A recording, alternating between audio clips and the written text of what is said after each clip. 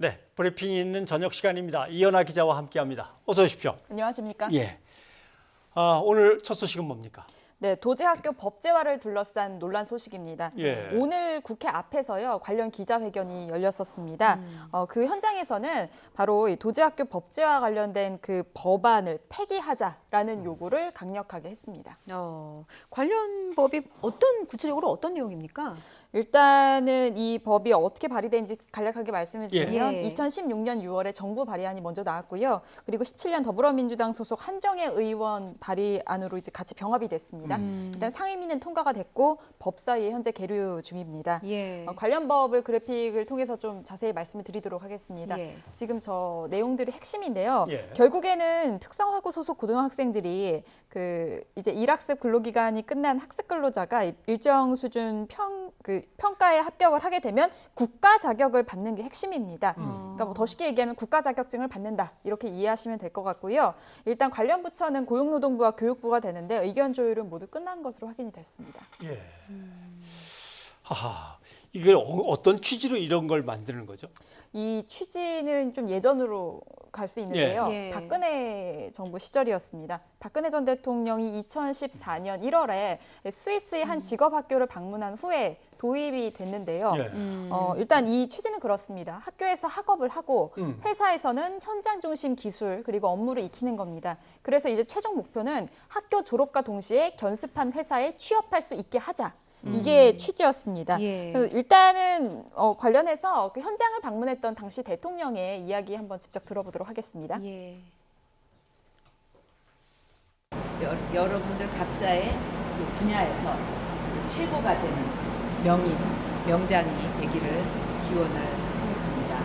그리고 또 정부 차원에서는 여러분들이 졸업한 후에 그 기업 현장에 가서는 그 어떤 실력, 능력에 따라서 합당한 대우를 받으면서 성장하고 네, 저렇게 현장 방문까지 했었고요. 예. 관련 근거법은 없었지만 이제 사업 형태로 해서 예산이 투입이 됐습니다. 예. 첫 해 2014년에 434억이 투입이 됐었고요. 2016년에는 무려 3,500억이 투입이 됐습니다. 예. 상당히 많은 숫자인데 그 첫 해에는 총 9개 교에서 실시가 됐었고 2019년 기준으로는 지금 163개 정도가 있습니다. 사실 이 사업의 롤모델은요. 독일과 스위스의 그 직업교육이었습니다. 예.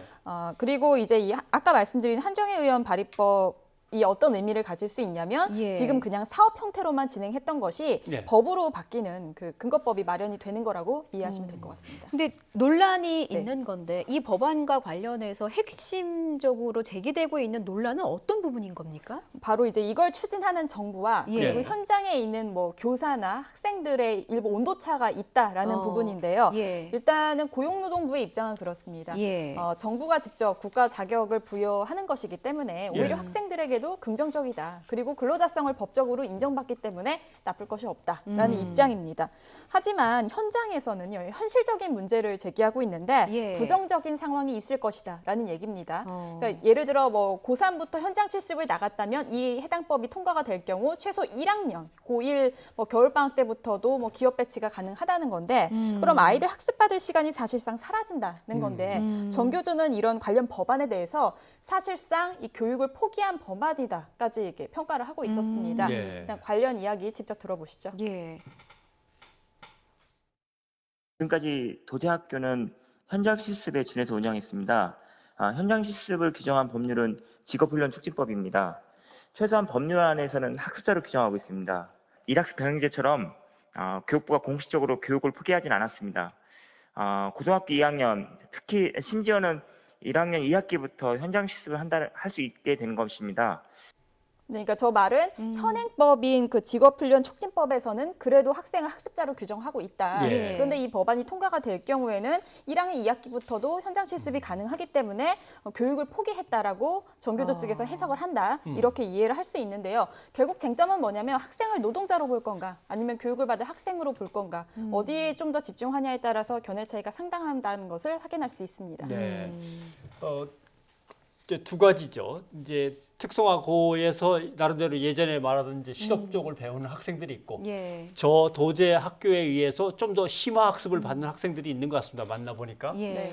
근데 이제 예를 들면 관광 경영과다. 이렇게 되면은 관광업이라는 건 어떤 건가, 호텔에서는 어떤 일들을 하는가, 뭐 이렇게 되게 두루뭉술하게 배우지만 예. 저 지금 이제 국가직무능력 표준 그거에 의해서 배우면은 커피를 어떻게 내리고 어떻게 회를 치고 뭐 예. 이렇게 좀 분명하게 식품 요리와 관련된 거에 이렇게 확 집중을 한다든가 이렇게 해서 더 깊이 들어가는데 이제 그 대신 국가에서 어떤 자격을 주는 거겠지. 예산도 지원을 하고. 네, 맞습니다. 또 다른 문제점들은 어떤 것들이 드러납니까? 일단 현장의 배치도 중요하지만 이 학생들이 배치되는 현장이 과연 얼마나 안전한가 또 굉장히 중요한 쟁점 중 하나인데요. 예를 들어 2017년에 제주도에서 음료업체 현장 실습 중 사망한 이민호 군 사건이 있었습니다. 예. 당시 나이가 18세였고요. 그해 7월부터 일하다가 4개월도 안 지나서 사고를 당한 겁니다. 그러니까 현장 실습 중에 발생하는 안전사고만 보더라도 학생들의 근무 환경 안전하게 마련하는 부분과 그리고 또 이걸 위반했을 때 제재가 우선인데 예. 여기에 대해서 어느 정도 좀 마련이 됐냐. 그러니까 이런 부분에 대해서 우선적으로 해결을 한 다음에 법제화가 진행이 돼야 된다라는 의견도 있었습니다. 예. 관련해서요 실태조사도 이루어졌었는데 네. 좀 자세히 말씀을 드리면은 지난 4월 전남교육청 실태조사가 있었습니다. 전남에는 총 16개의 도제학교 프로그램이 있었는데요. 참여한 학생들을 대상으로 이제 진행이 됐습니다. 일하다가 다친 학생이 33%고요. 그리고 그러면 산재 보상을 받았냐? 이 중에 4분의 1만 받았습니다. 그리고 이렇게 해서 도제기업에서 일을 하게 되면 어떤 일을 할까? 좀 예. 보면은 대부분 허드렛 일인데요. 페인트 칠이나 본드 칠 등 이런 것들이 43%고요. 그리고 뭐 청소는 20%, 허드렛 일이 12% 정도로 있습니다. 그리고 또 학교 전공과 얼마나 상관이 있냐 이 예. 부분도 좀 확인을 해보면 응답자 중 38%가 전혀 상관이 없다. 이렇게 답을 한 걸 확인할 수 있었는데요. 관련해서 전문가 이야기 들어보시죠. 사실 도제와 현장 실습의 차이가 전혀 없고요.